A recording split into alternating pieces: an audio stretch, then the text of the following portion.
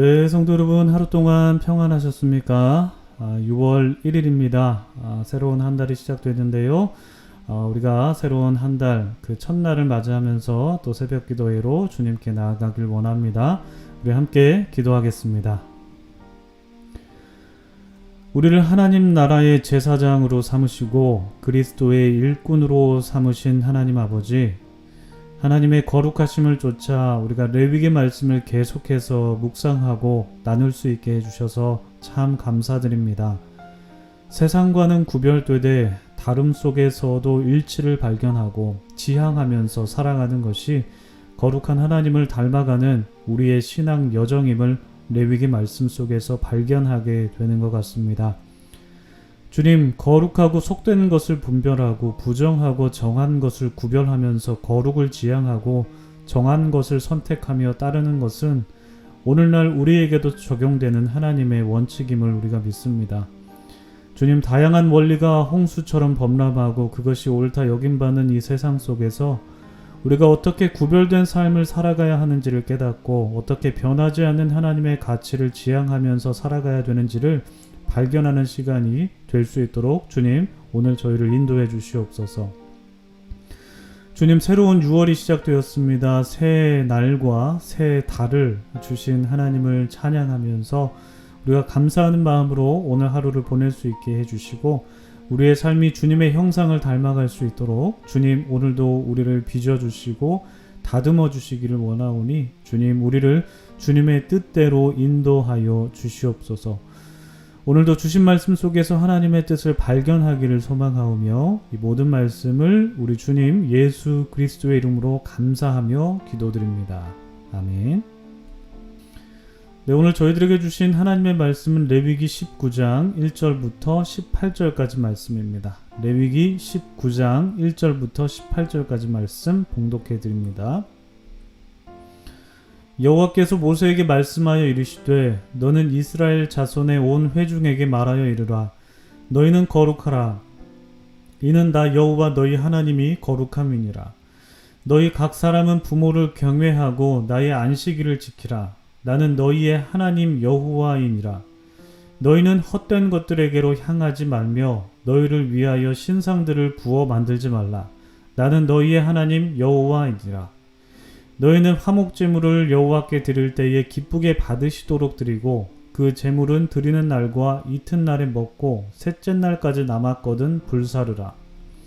셋째 날에 조금이라도 먹으면 가증한 것이 되어 기쁘게 받으심이 되지 못하고 그것을 먹는 자는 여호와의 성물을 더럽힘으로 말미암아 죄를 담당하리니 그가 그의 백성 중에서 끊어지리라.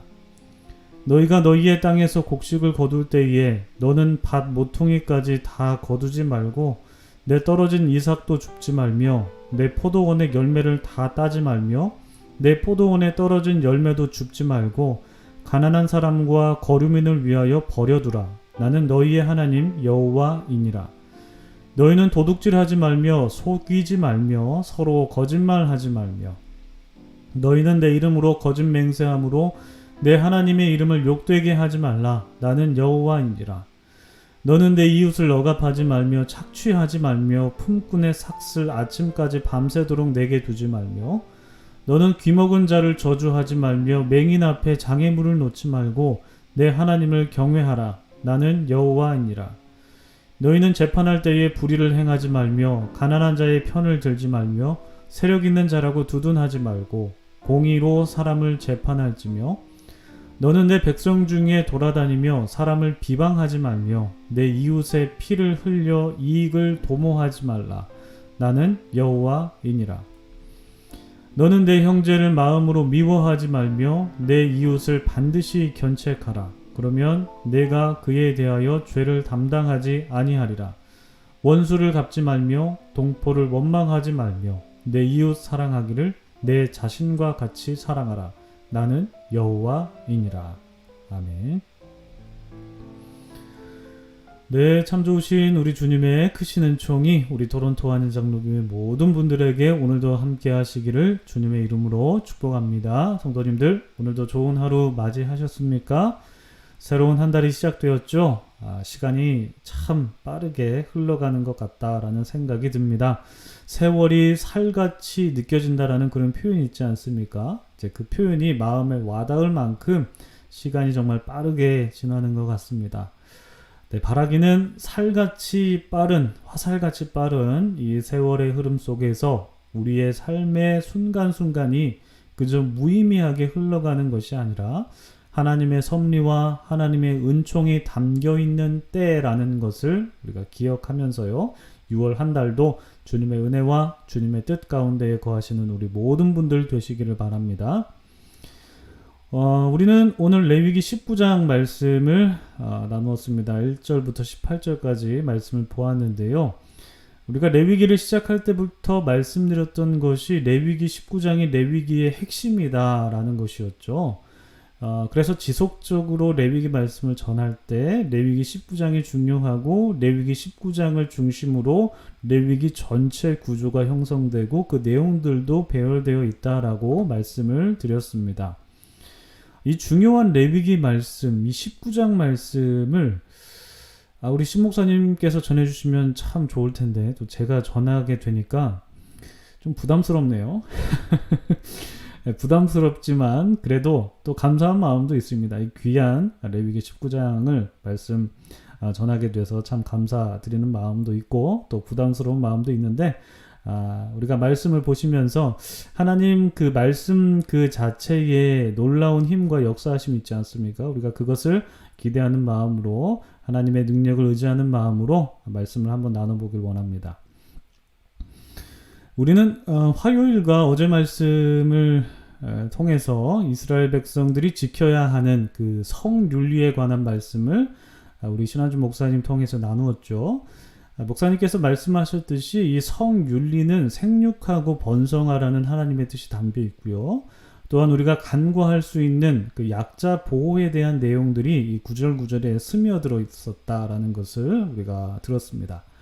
이렇게 우리는 말씀 안에 담겨있는 하나님 나라의 가치와 귀중한 보석들, 보이지 않는 보석들을 우리가 발견하면서 우리의 삶 속에서 이 가치를 어떻게 실현해야 할지를 우리가 좀 생각해 봤는데요.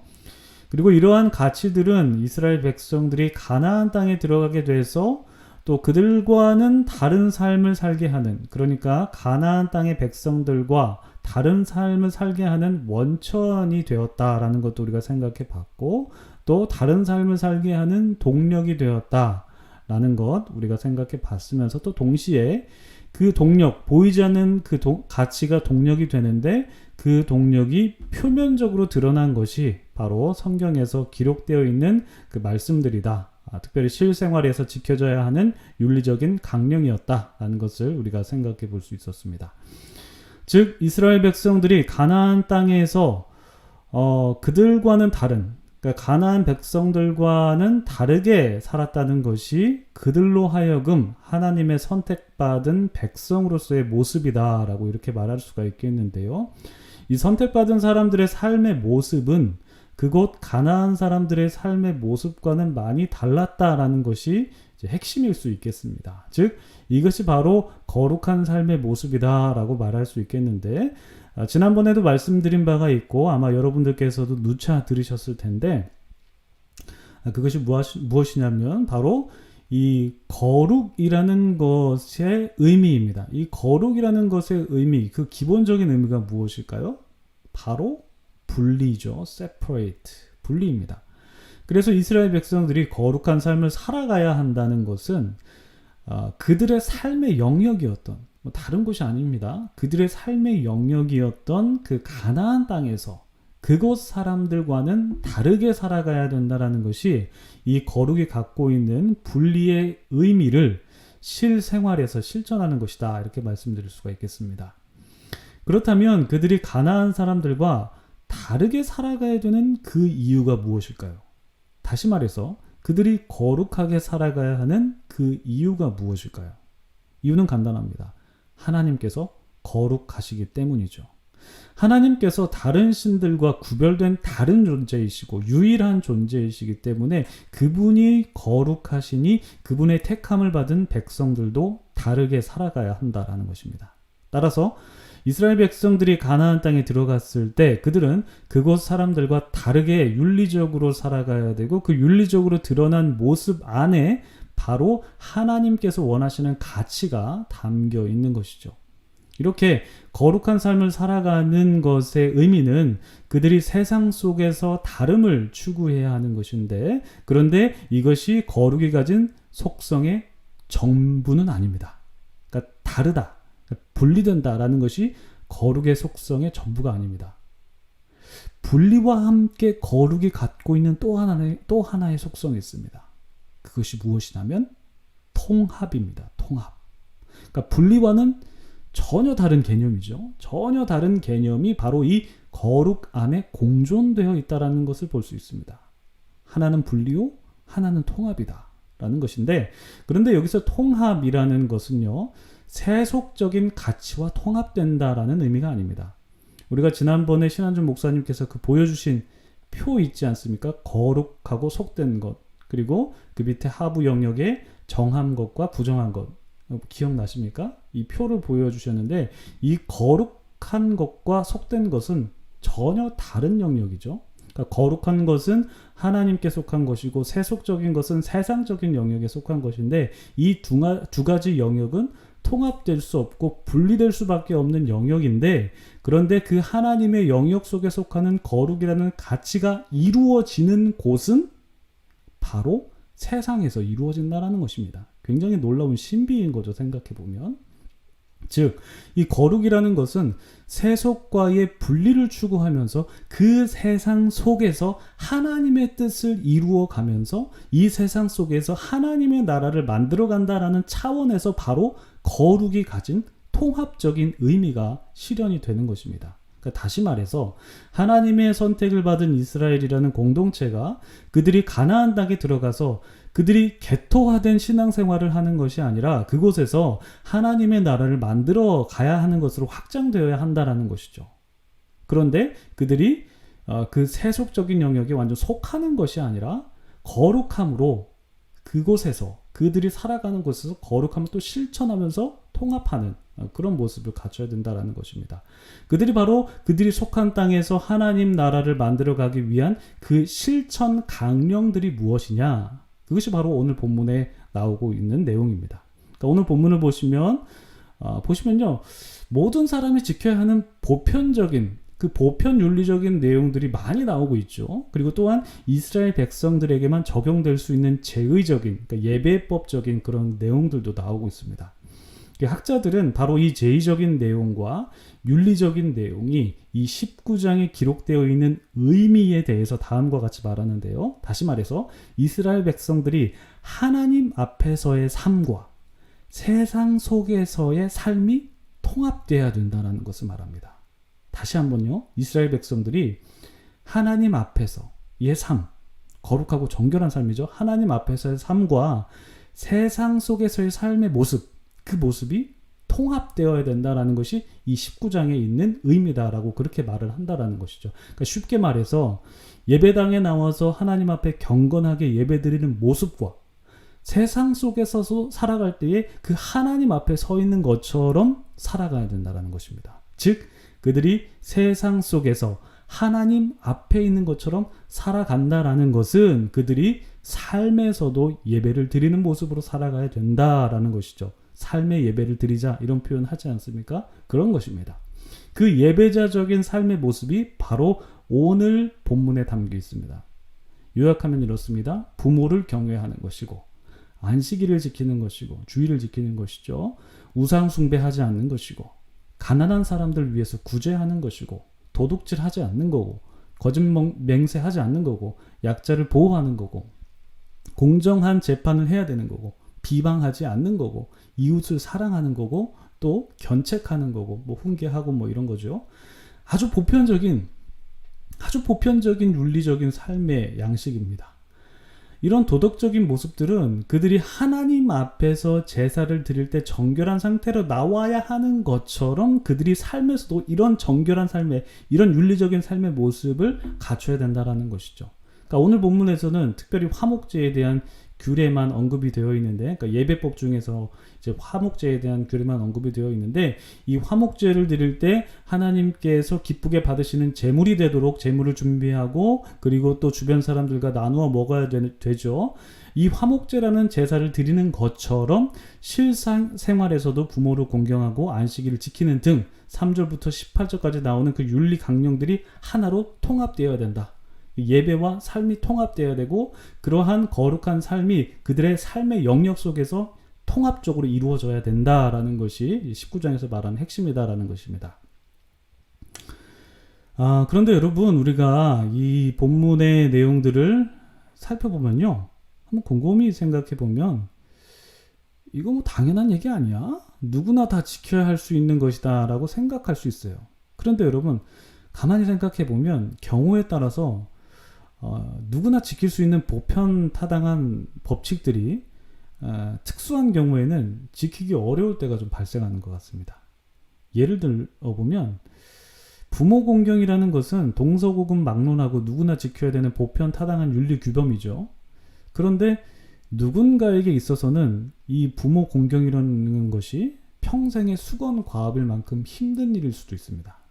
그러니까 모든 부모가 자식에게 공경받을 만한 그런 삶을 살아온 것이 아닐 수도 있지 않습니까? 그렇기 때문에 그런 부모를 둔 자식의 입장에서는 이 부모 공경이 평생의 수건 과업으로 남을 수 있죠. 게다가 안식일을 지키는 것, 주일을 지키는 것이죠. 이 주일을 지키는 것이 누구에게는 정말 당연한 일처럼 보여요. 그렇지만 어떤 특수한 직장에 다니거나 어떤 특수한 상황에 놓여 있는 사람에게는 이 주일을 성수하는 것이 정말 어려운 일일 수 있기 때문에 이 보편타당한 윤리적 가치들, 3절부터 18절까지 나와 있는 이 보편타당한, 당연히 뭐 해야 될 만한 그런 윤리적 가치들이 때로는 굉장히 어려울 수 있다는 것입니다. 거짓말하지 않는 것, 공정하게 사람을 대하는 것, 약자를 보호하는 것이 다 마찬가지다라는 것이죠. 그러니까 거짓말하지 않게 됨으로써, 솔직하게 됨으로써 초래하게 되는 위험천만한 일들도 생길 수가 있고, 또 공정이라는 가치가 그 상황마다 다르게 적용될 때도 있지 않습니까? 그래서 그 공정이라는 가치 기준을 어떻게 둬야 되는가, 이것도 분명히 쉬운 일이 아닙니다. 그리고 약자를 보호하고 배려하고, 당연하죠. 이런 가치에 동의하지 않는 사람 없겠지만 누가 약자인지, 우리 삶에서 정말 누가 약자인지에 대해서는 이게 쉽게 규정할 수 있는 부분이 아니기 때문에 이렇게 조금 한번 생각해보고 강론으로 들어가게 되면 쉽지 않은 부분이 바로 오늘 본문에 나온 이 보편타당한 윤리 규범에 속해 있다는 것을 우리가 생각해 볼 수 있습니다. 근데 그럼에도 불구하고 오늘 본문이 우리에게 의미가 되는 것이 무엇일까요? 바로 이 기록된 하나님의 말씀이 바로 우리 삶의 대원칙을 제공해 준다는 것이고, 대원칙 속에서 적용해 나갈지에 대한 큰 기준을 마련해 준다는 것이 바로 이 하나님의 말씀이 우리에게 의미가 된다는 것입니다.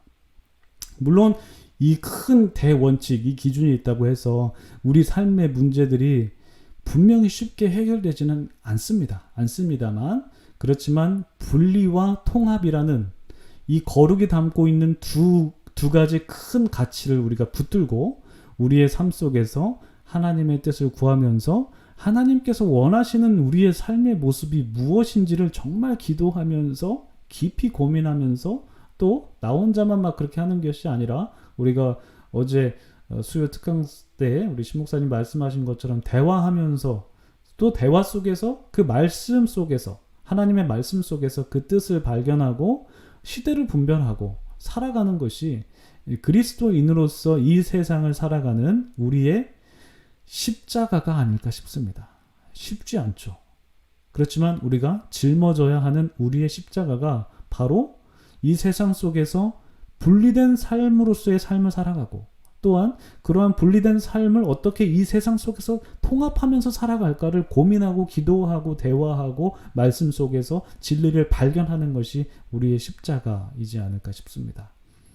바라기는 오늘 말씀을 통해서 우리가 하나님의 모습을 더욱더 닮아가기를 소망하고요, 우리의 부족한 삶의 모습을 통해서 하나님이 드러나는 것을 우리가 소망하는 마음으로 우리가 삶 속에서 세상과는 다른 삶을 살아가되 이 세상 속에서 하나님 나라의 가치를 실현해 나가는 우리 모두가 되기를 소망합니다.